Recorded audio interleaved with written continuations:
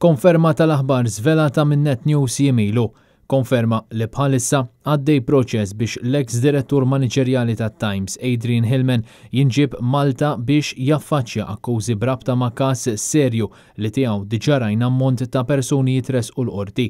Sissa Hillman jidher li għadu fir-Renju Unit, bis-sorsi tagħna jindikaw li hemm informazzjoni ċara fejn jinsab.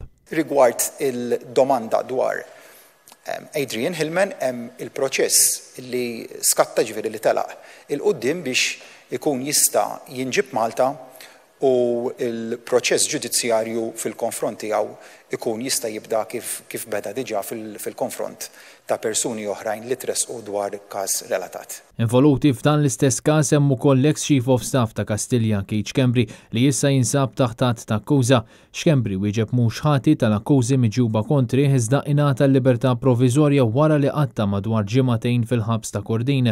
It-talba l-estradizzjoni ta' Adrian Hillman intbadet lill-awtoritajiet tar-Renju Unit jemilu iżda jidher li dan il-proċess biex l-ex direttur tat-Times jinġib Malta jista' jdum għal diversi ġimgħat. Jidher ukoll il-Pulizija Maltija għall-ewwel darba minn kemm ilu l-Renju Unit ħareġ mill-Unjoni Ewropea użat is-Surrender Agreement biex Hillman ikun jista' jinġib Malta. Dan il-ftehim jiskatta f'każ li pajjiż tal-Unjoni Ewropea u r-Renju Unit ikunu qed jikkoperaw fuq fast tracking ta' estradizzjoni.